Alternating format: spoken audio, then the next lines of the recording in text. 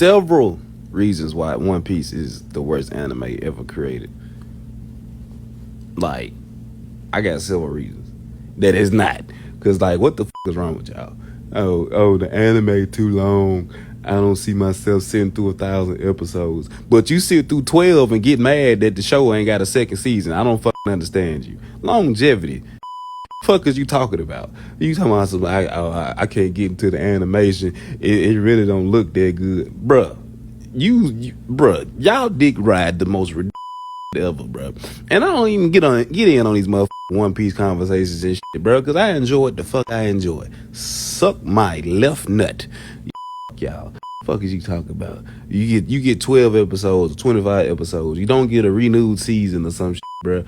And my boy Ichiro Oda out here working his off. It's pirates, man. Shut the fuck up.